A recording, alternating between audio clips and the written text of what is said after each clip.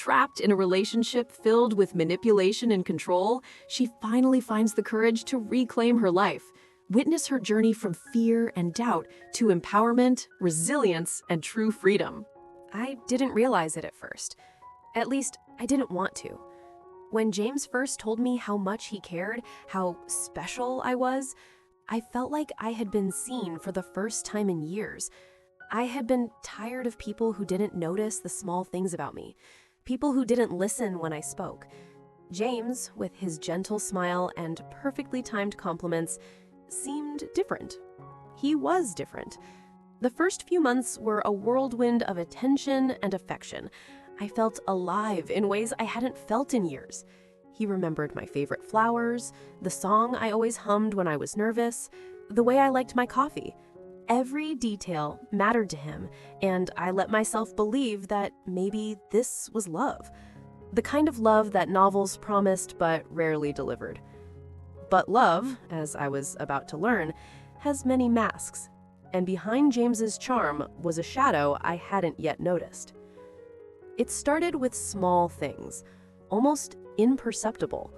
A slight critique disguised as concern. "Are you sure you want to wear that? I just think people might not understand." Little nudges that planted doubt in my mind. A friendly reminder of how lucky I was to have him, subtly implying that no one else could ever care for me the way he did. At first, I laughed it off, convincing myself I was overreacting. Then came the isolation. Friends I had relied on for years suddenly seemed less important to him. "Do you really need to see them tonight? I thought we had plans." Or, "They don't understand us the way I do." I felt a twinge of guilt when I accepted his suggestion, like I was betraying something, even though he was the one manipulating me into these decisions. It wasn't overt. There were no shouts, no breaking plates, just words. Just subtle shifts in tone, in expression. A look that said, "You'll regret this if you go." A sigh that made me question if I was being selfish. Slowly, I realized I was bending my world around him. My time, my thoughts, even my emotions. And yet, I loved him. I wanted to believe in the man I had fallen for, not the one who whispered doubt into every corner of my mind. Every time I questioned him, he apologized with tears or promises. "I just care too much," he'd say. And I wanted to believe it. But the more I tried to trust, the more trapped I felt. It wasn't physical. He never touched me roughly. He never shouted. But my independence, the confidence I had once carried like armor, began to dissolve. My friends noticed. "You're not yourself anymore," one of them said. And they were right. I didn't even recognize me. I remember one night vividly. We were sitting on the couch, a quiet tension hanging between us. I had suggested seeing my old friend Sarah, someone I hadn't seen in months. James's eyes narrowed. "Do you really want to do that?" he asked slowly. His voice was calm, almost gentle, but underneath it was a weight I couldn't ignore. "I just think it might be easier if we stayed in." I hesitated. Part of me wanted to assert myself, to say, "No, I need to see my friends." But another part, exhausted from constantly walking on eggshells, nodded. "Yeah, maybe you're right," I murmured. And in that moment, I realized how quietly I was losing myself. It was a slow erosion, almost invisible to anyone else. I didn't scream, didn't fight, didn't leave. I simply became smaller. The hobbies I loved, the people I cherished, the boundaries I had once held, all gradually faded into the background, replaced by an endless cycle of appeasement and doubt. Then came the gaslighting. It was subtle, clever, designed to make me question my perception of reality. "I never said that," he would say when I confronted him. "You're imagining things." Or, "You're overreacting. I was just joking." Every time, a part of me believed him. How could I not? I wanted to believe in the man I loved. I wanted to believe in us. One evening, after another particularly sharp comment that left me shaking, I sat in the dark living room alone.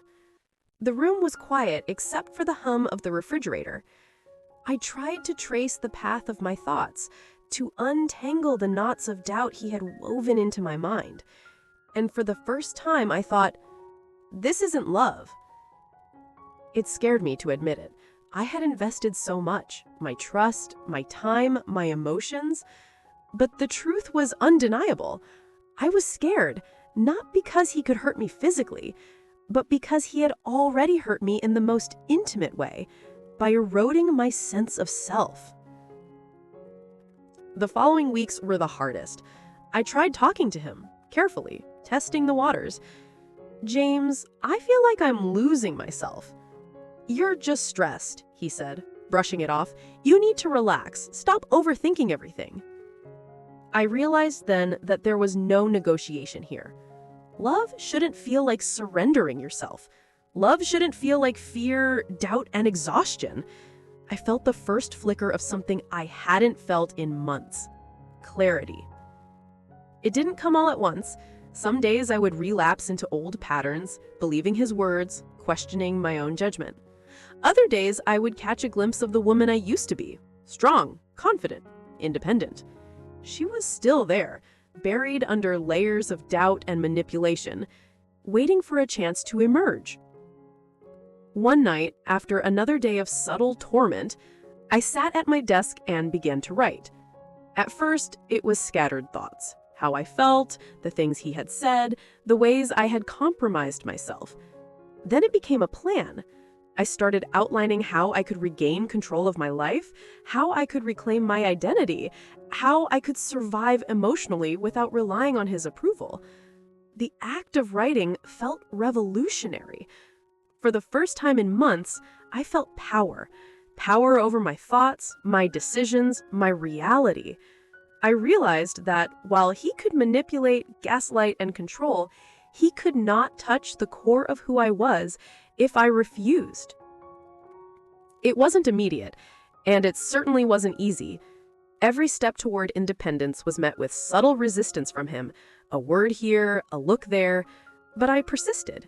I reached out to friends I had distanced myself from, reconnected with my hobbies, and slowly began to build a support network outside of James. And in those moments, small victories felt enormous. I could finally breathe without guilt. I could laugh without fear of reprisal. I could think without doubting my own judgment. The first time I caught my reflection in the mirror and didn't feel ashamed, I realized I was reclaiming myself. Piece by piece, day by day, I was becoming me again. But the most important lesson was this: manipulation is often invisible, quiet, and insidious. It doesn't always involve shouting or violence. Sometimes it's smiles, compliments, and subtle control. And escaping it isn't a single act. It's a series of choices, repeated over and over until freedom becomes stronger than fear. I was ready to make those choices, and even if it meant leaving the person I once loved, even if it meant standing alone, I knew I deserved to survive. Not just physically, but emotionally. And I would. The morning after I decided to reclaim myself, I woke with a strange sense of purpose.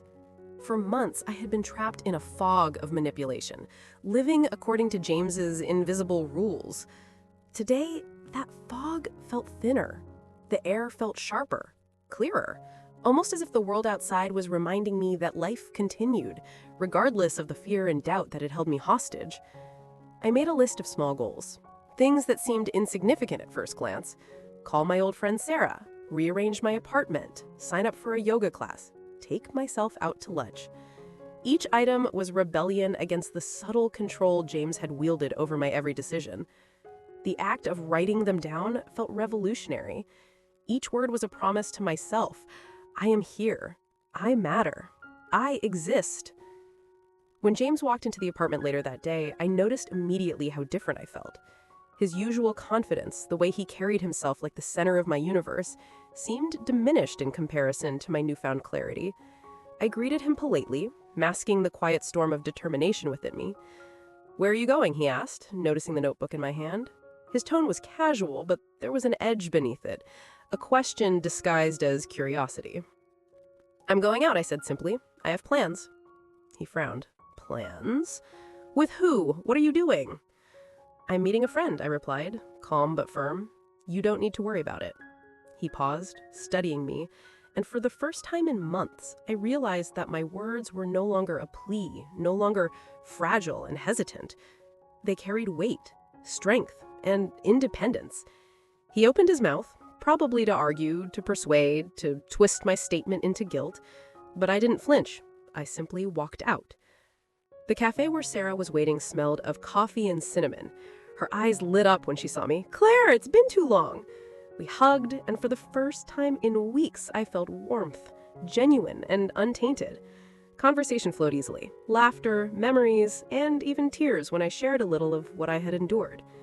She didn't judge. She didn't offer hollow advice. She simply listened. And listening, I realized, was the first real step towards healing. Over the next few days, I continued small acts of defiance against James's manipulation. I left the apartment for walks without telling him. I reconnected with friends I had distanced myself from. I even started taking small solo trips, discovering cafes and bookstores where no one knew me or my past. Each step was terrifying and exhilarating at the same time. James noticed, of course. His messages became more frequent, each laced with subtle guilt. "I thought we had plans tonight. I miss you. Are you avoiding me?" The more he reached out, the more I realized the depth of the control he had attempted to maintain over me. But instead of fear, I felt something new: empowerment. One evening, after a particularly challenging day at work, he appeared at my door. I hadn't invited him, but there he was, holding a bouquet of roses. "I wanted to see you," he said. His eyes searched mine, but I wasn't the frightened, pliable Claire he had known. I took a step back. "I'm busy," I said, my voice steady. "I don't have time for this." His smile faltered. "Claire, please, let's talk." "I've been talking to myself, to my friends, to people who care about me. I'm listening now, and I'm telling you, things will never be the same. I am not the woman you can control." He took a step forward. I just want to make things right." "I don't need you to make things right," I said.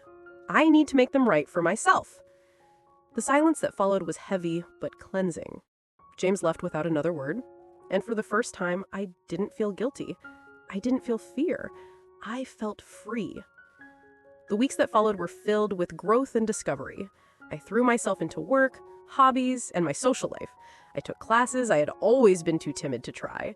I began volunteering at a local shelter, helping people who, like me, had been trapped in situations where they felt powerless. Each act, each choice, strengthened my resolve. I also began therapy. Sitting in a quiet room with someone who didn't judge, who didn't manipulate, who simply listened was transformative. I began to untangle the knots James had left in my mind. I learned to identify manipulation tactics, to recognize gaslighting, and most importantly, to trust my own perceptions and instincts again. One night, I sat on my balcony, the city lights twinkling below. The wind carried a faint scent of rain. I reflected on how far I had come.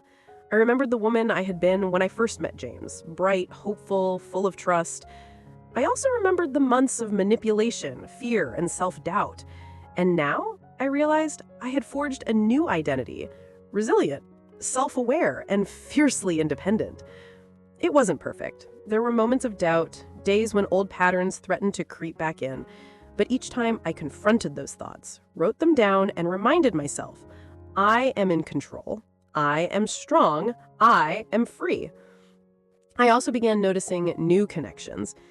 People who approach me not to control or manipulate, but to share, to laugh, to experience life alongside me. It was slow, cautious, and deliberate, but it was real. And in that authenticity, I found hope. By the end of the month, I realized something profound. Manipulation thrives in secrecy and dependence. When you reclaim your voice, your choices, and your presence in the world, it loses its power. James could no longer control me because I had chosen myself over fear. One evening, after a long day filled with small victories, I opened my journal and wrote, I have survived manipulation. I have survived doubt, fear, and control. And I will continue to survive, not as a victim, but as a woman who knows her worth. It wasn't just a sentence. It was a declaration, a promise to myself. And for the first time in a long while, I felt an overwhelming sense of peace. I knew the road ahead wouldn't be easy. Healing is never linear. There would be moments of vulnerability, days when old patterns threatened to surface back in. But each time, I confronted those thoughts, wrote them down, and reminded myself, I am in control. I am strong. I am free. And as I closed my journal and looked out at the city skyline, I realized something vital. True freedom doesn't come from leaving someone behind or ending a relationship. It comes from reclaiming yourself, recognizing your value, and refusing to let anyone else dictate the terms of your life. I had done that. And now, I was ready to live fully and unapologetically on my own terms. The days blurred together in a new rhythm I was only just beginning to understand. Each morning, I woke with a sense of purpose that had been foreign to me for months, and each night I reflected on the small victories that now seemed monumental. I had taken back control of my life, but it wasn't an easy process. Old habits, old fears, lingered like shadows at the edges of my mind. One morning, I decided to take a long walk along the river. The air was crisp, the kind of chill that makes you feel awake in your bones. I watched the water flow, relentless, unyielding, and I realized how much I wanted my life to be like that, moving forward, unstoppable, not held back by fear or manipulation. My phone buzzed with a message from James. I didn't flinch.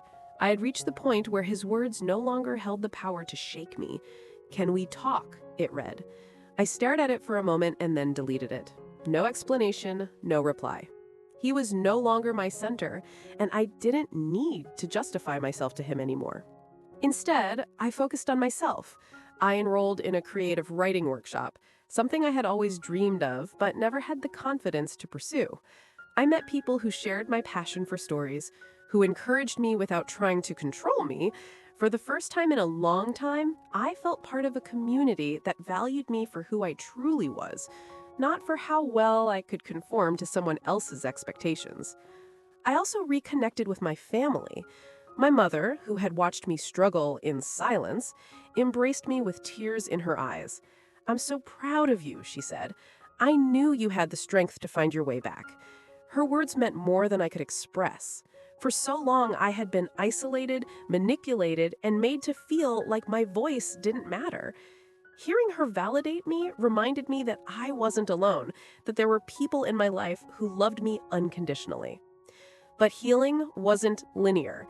Some nights I would lie awake, memories of James creeping into my mind, the way he had smiled when he said something manipulative, the quiet voice that had made me doubt myself, the subtle ways he had eroded my confidence.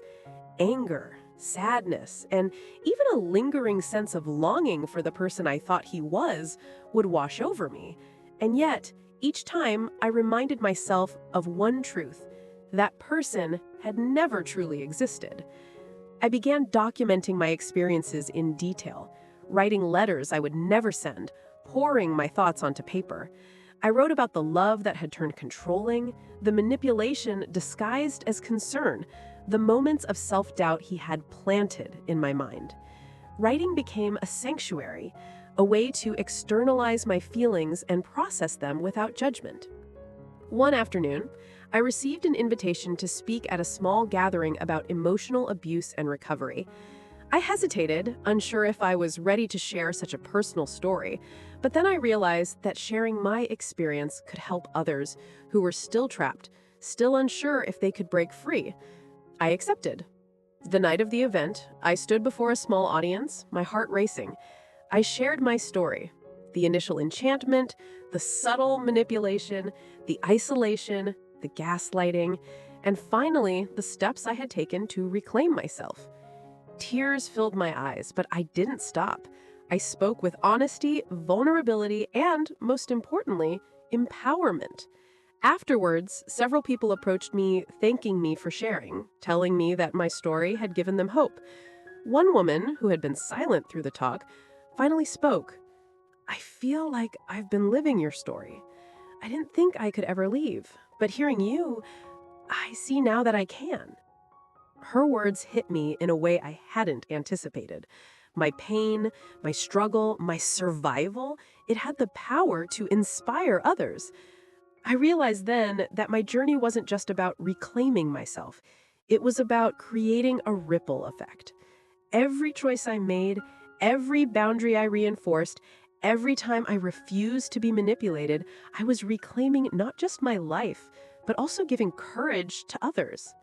The following weeks were a blend of exploration and self-discovery. I took trips to new neighborhoods, discovering cafes, bookstores, and parks I had never visited.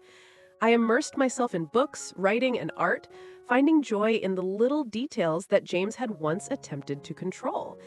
Each act, each moment, reinforced my independence. One evening, while sitting in a quiet park, I saw a couple arguing across the fountain. I couldn't hear their words, but I recognized the patterns: subtle control, guilt, hesitation. I realized that manipulation existed everywhere, often invisible to those trapped within it. And I felt a renewed sense of purpose. I wanted to help, to be a voice of reason and support for those who couldn't yet see the path to freedom. My relationship with James faded further into the past. Occasionally, he would reach out, sending messages filled with apologies and promises, but I no longer felt any pull toward him. I had built a life that didn't depend on his validation or approval. I had my own happiness, my own community, and my own identity.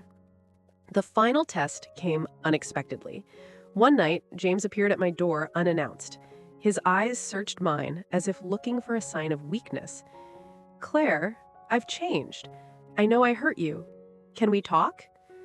I stood firm, feeling the full weight of my own growth. "James, I've moved on.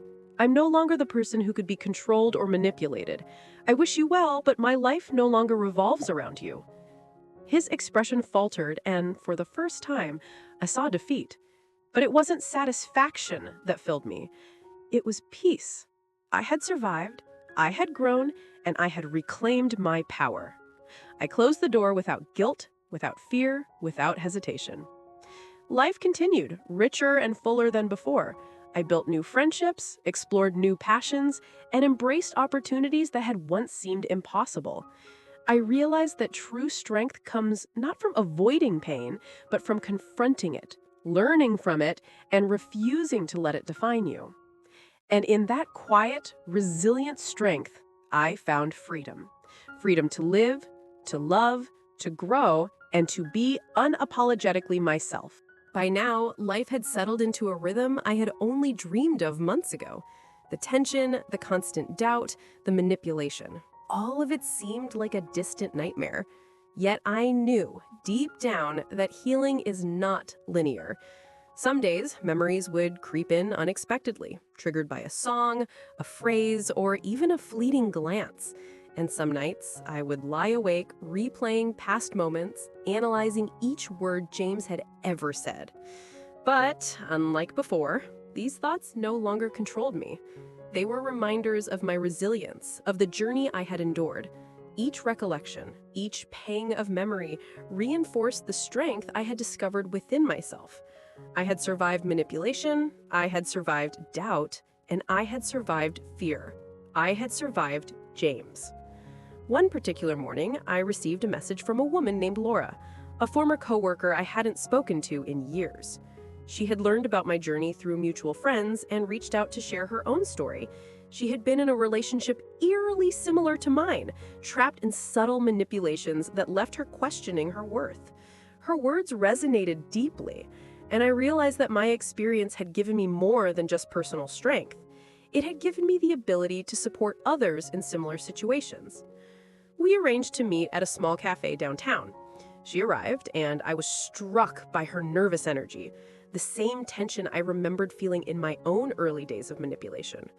I listened as she recounted her experiences, the guilt, the isolation, the moments of doubt, and offered advice based on my own journey. I didn't tell her what to do, I simply shared the strategies and realizations that had helped me reclaim my life. By the end of our meeting, Laura looked relieved, almost as if a weight had been lifted from her shoulders. "Thank you," she whispered. "I feel like I can finally see a way out." Her words stayed with me, reinforcing the importance of speaking out, of breaking the silence that often surrounds psychological manipulation. Around this time, I also reconnected with my old passions. Writing became more than a form of therapy, it became a tool for empowerment. I started documenting my experiences in a structured way, not just for myself, but as a potential resource for others. I envisioned a guide, a book, perhaps even a series of workshops, where survivors of manipulation could learn to recognize the signs, reclaim their autonomy, and rebuild their lives. One evening, after a long day filled with writing and meetings with supportive friends, I sat alone in my apartment. The city's skyline stretched before me, the lights twinkling like distant stars. I reflected on the journey that had brought me here, the highs, the lows, the moments of terror, and the moments of triumph. And I realized something profound. Survival is not just about escaping harm, it's about reclaiming the self, asserting boundaries, and finding joy in life again. I also began dating again, cautiously at first. The idea of trust had been shattered, and I knew I needed time to rebuild my confidence. Yet meeting new people, engaging in conversations without fear of manipulation, and experiencing genuine connection reminded me that love, in its healthiest form, is not about control. It's about respect, communication, and mutual growth. One particular evening, I met someone named Daniel at a local art exhibit. He was kind, attentive, and, most importantly, genuine. Our conversations flowed effortlessly, filled with laughter, curiosity, and shared interests. I was careful not to repeat past mistakes. I set boundaries, communicated openly, and remained vigilant, yet open to connection. And for the first time in a long time, I felt excitement about the possibility of a relationship that could be healthy, balanced, and fulfilling. Despite the progress, there were moments of reflection that still stung. I often thought about James, not with longing, but with clarity. I understood the depths of his manipulation, the tactics he had used, and the psychological hold he had attempted to maintain. But instead of feeling anger or regret, I felt gratitude. Gratitude that I had survived, that I had recognized the signs, and that I had chosen myself above all else. The support of friends and family proved invaluable during this period. They celebrated my achievements, listened when I doubted myself, and provided perspective when my emotions ran high. I realized that healing is rarely a solitary process. It is reinforced by a network of love, trust, and shared understanding. As months passed, my confidence grew. I began mentoring women who were struggling with manipulation in their own relationships. Sharing my story, offering guidance, and witnessing their breakthroughs became one of the most rewarding aspects of my journey.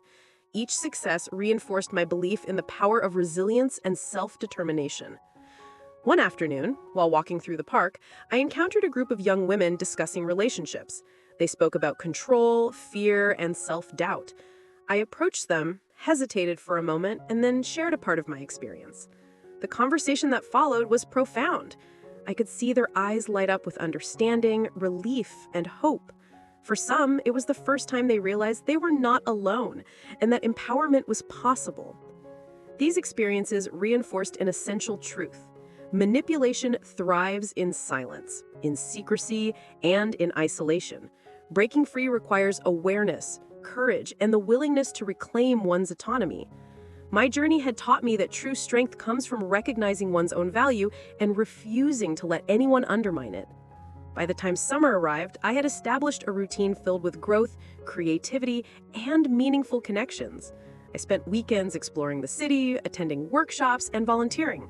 Each day was a testament to the choices I had made, the boundaries I had set, and the independence I had fought to reclaim. One evening, as I sat writing in my journal, I reflected on how far I had come. The woman who had once been trapped in doubt and manipulation had emerged stronger, wiser, and more resilient. I had faced fear, reclaimed my voice, and discovered the power of self-determination. I closed my journal and looked out at the city lights. The journey was far from over, but I felt ready for whatever lay ahead. I understood now that freedom is not simply the absence of control. It is the presence of choice, clarity, and self-respect. And in that understanding, I had found a peace that no manipulation, no control, and no fear could ever take away. The months had passed, and with each day, I felt a new sense of liberation.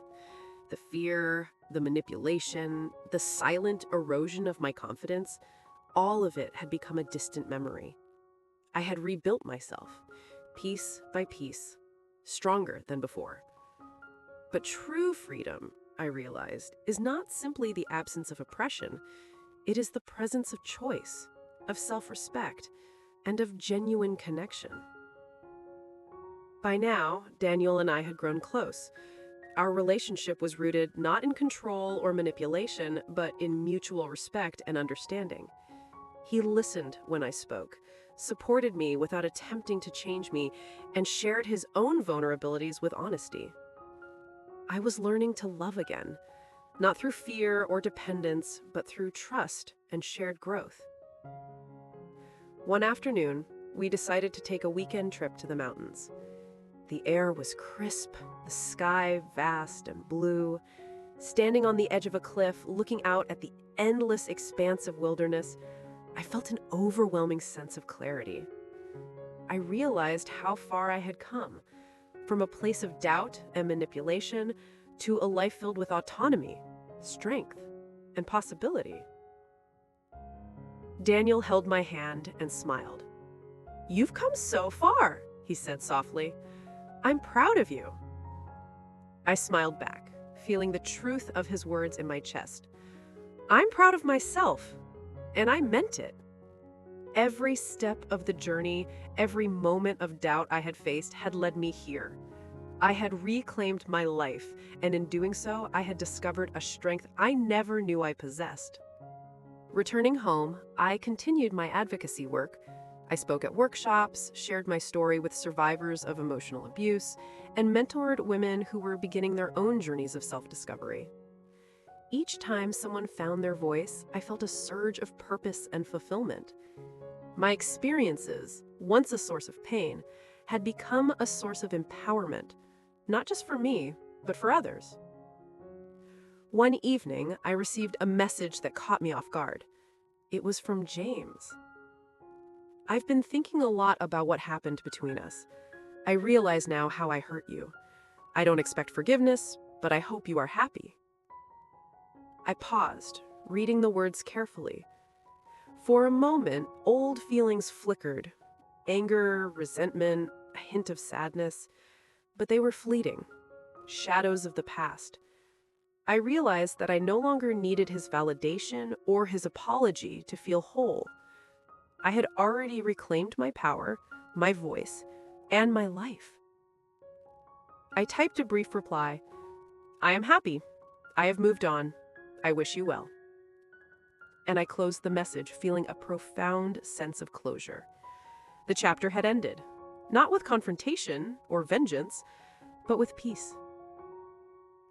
Life continued, full of new experiences, friendships, and opportunities.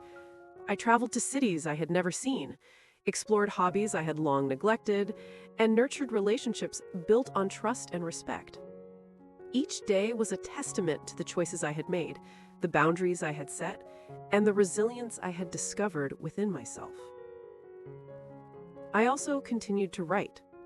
My journals, once a private refuge, became the foundation for a book I had begun outlining, a guide for those struggling with manipulation and emotional abuse.